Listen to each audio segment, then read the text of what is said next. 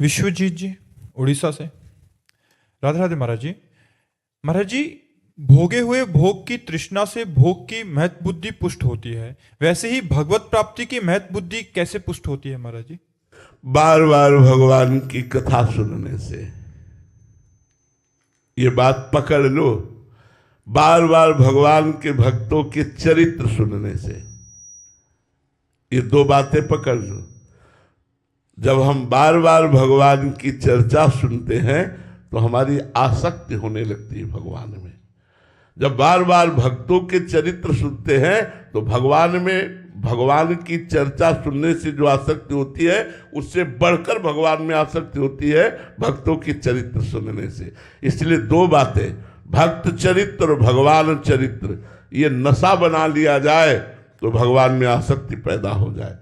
जब बैठे तो श्रीमद् भागवत की कथा, रामचरितमानस के भगवान के जो अपने आराध्य देव हों उनके पावन चरित्रों का बार बार पठन, बार बार श्रवण और बार बार गान किया जाए तो चरित्र गान से बहुत जल्दी भगवत आसक्ति पैदा होती है। और भगवत चरित्र गान से ज्यादा महिमा भक्त चरित्र गान से भगवान में आसक्ति पैदा होती है।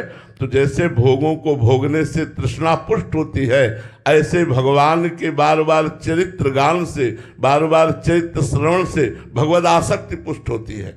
अगर भगवत चरित्रों का गान न किया जाए तो भगवत आसक्ति होना बहुत कठिन बात है। इतना कठिन मोह का त्याग करना है कि अन्य साधनों से ये पुष्ट होता रहता है। भगवान की कथा मात्र में इतनी ताकत है कि मोह का नाश कर देगी। महामोह महिषेष विशाला, राम कथा कालिका कराला। ये विशाल महिषासुर है मोह, इसको मारने के लिए राम कथा जो है ये कालिका कराल स्वरूप है। इसलिए भगवान की कथा जब हम गान करते, श्रवण करते हैं तो हमारे मोह का नाश हो जाता है। और मोह गए बिनु राम पद होई न दृढ़ अनुराग। राम कथा, भगवान की कथा, कृष्ण कथा, भक्त कथा, ये हमें भगवत आसक्ति प्रदान करती है। इसलिए जिसको ये रहस्य पता चल गया वो अपने जीवन में दो बातें पकड़ लेता है, एक तो भगवान का नाम और दूसरा भगवान और भक्तों के चरित्र सुनना। बस इतने से हो जाएगा। दो बातें पकड़ ले, इसी में प्रेम हो जाएगा। भगवान का नाम न छूटने पावे और खूब आशा बसन व्यसन याति नहीं, रघुपति चरित्र होए ता सुनई। भगवान का जहाँ चरित्र सुनने को मिले, भगवान की लीला कथा सुनने को मिले। हम अपने हृदय की बात कहते हैं। बचपन से सन्यास मार्ग में रहे तो बड़ा ही शुष्क, कहीं ममता नहीं। 13 वर्ष की अवस्था से घर से निकले तो ममता शून्यता ही तो घर से निकालती है। कहीं ममता नहीं, कहीं आसक्ति नहीं, कहीं प्यार नहीं, ना अपने शरीर से न किसी और के शरीर से। कोई परवाह नहीं, न भोजन की, न सर्दी की, न गर्मी की, कोई चिंता नहीं। इतना कठोर हृदय हो गया जब उपासना में, संन्यास मार्ग में बस एकांत खंडहरों में, घाटों में पड़े रहना, भगवत चिंतन करना। वो जो हमारा संन्यास का चिंतन, कोई लीला कथा ये सब कुछ नहीं। अब देखो जीवन का परिवर्तन भगवान मोड़ देते हैं। हम ये कहते हैं कि विषयी पुरुष को भक्त बनाना सरल है, लेकिन एक अहम ग्रह उपासना से परिपक्व हृदय को दासत्व में लाना सबसे कठिन काम है। अगर हमारा कोई उपासक हो तो हमारी बात समझ सकता है। एक पतित विषयी पुरुष को भक्त बनाना सहज है, लेकिन एक अहम ग्रह उपासना, अहम ब्रह्मास्मि की उपासना करने वाले को दासोहम में उतारना बहुत कठिन बात है। लीला कथा का चमत्कार तुम्हें सुना रहे हैं। तुलसी घाट में पीपल के वृक्ष के नीचे बैठे हुए थे। अलग अलग हमारा समय था कि कहाँ बैठेंगे। शाम के 1 घंटा भिखारियों के बीच में बैठते थे, तो जो भी चावल या जो भी सत्तू मीठा जो बचता वो जितना मिला वो लिया, बस एकांत हो गए। 24 घंटे में केवल शाम टाइम भिखारियों की पंक्ति बैठती थी, उसमें दाता लोग आकर भोजन दान करते थे, वही बच पाते। घाटों में ही मिलना, अन्य कहीं से किसी आश्रम से भिक्षा मांगना कुछ नहीं। नहीं मिला तो कई कई दिन भूखे रहते थे।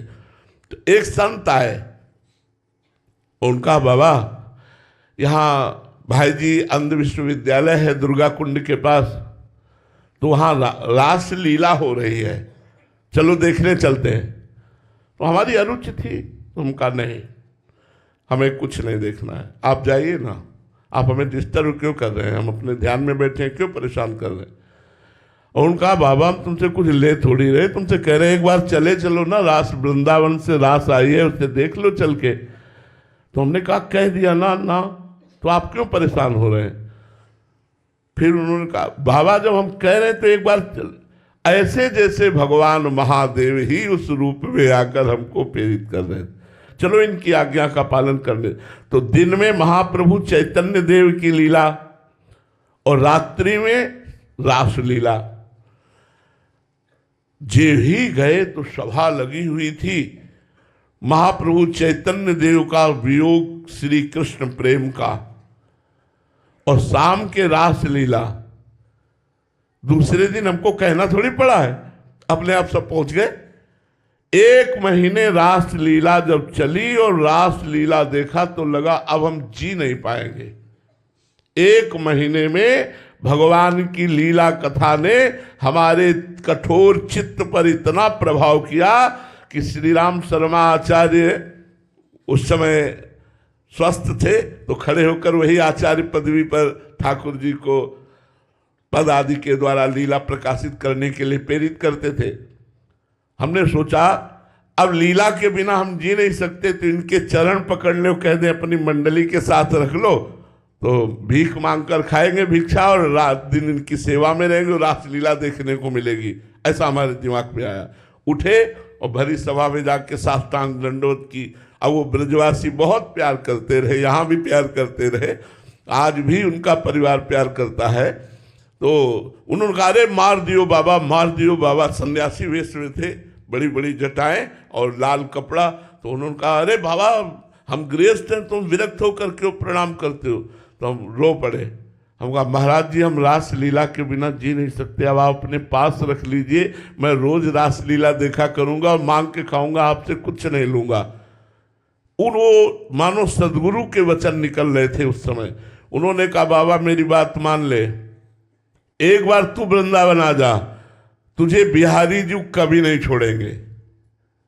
ये श्री राम शर्मा जी के वचन नहीं थे, ये साक्षात भगवान के वचन थे। अब बस लगन लग गई वृंदावन जाना। अच्छा पैसा रखते नहीं थे, कैसे वृंदावन पहुंचे, पैदल चलना तो रास्ता पता होना चाहिए। तो एक संत मिल गए जुगल किशोर जी, वो भी वृंदावन आ चुके हैं, वृंदावन वास करते। तो वो उनसे हमने कहा, वो थोड़ा दंडोत प्रणाम और कुछ प्रसाद दे दिया करते। हम कहा आप हमको वृंदावन पहुंचा सकते। बोले हाँ बाबा आपको वृंदावन की व्यवस्था मैं कर दूंगा। उन्होंने वृंदावन की व्यवस्था, पहले चित्रकूट ले गए, चित्रकूट से वृंदावन आए।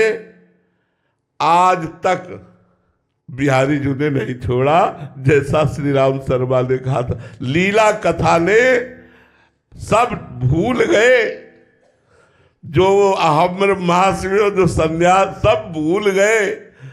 सब हृदय जो एक पत्थर हृदय था वो लुजा हृदय हो गया है। हम तुम्हें कैसे बताएं, सामने कोई रो देता है तो लगता है इसको प्राण दे दें, क्या दे दें, कैसे खुश हो जाए, क्या मतलब इतनी ममता, इतना प्यार, इतना हृदय में द्रवण क्रिया, ये हमने नहीं देखी अपने हृदय में। ये उपासना का रंग चढ़ा। तो आज जो हम राधा वल्लभ जी के दास, वृंदावन की उपासना और आप सब ब्रजवासियों की चरण रज का सौभाग्य प्राप्त कर रहे हैं, ये भगवान की लीला कथा से ही प्राप्त कर रहे हैं। तो लीला कथा ने अखंडानंद से प्रेमानंद में पहुंचा दिया। लीला कथा ही है जो आसक्ति पैदा कर देती है। अब लीला कथा हमारा प्राण हो गई है। हम बैठ करके कहीं जाकर नहीं सुनते, लेकिन जो हमारे आचार्यों ने वाणी में गायन किया है लीला कथा, उसी को निरंतर एकांत में गुनगुनाना, उसी का मनन करना, उसी का चिंतन, वही हमारा रास विलास जीवन हो गया।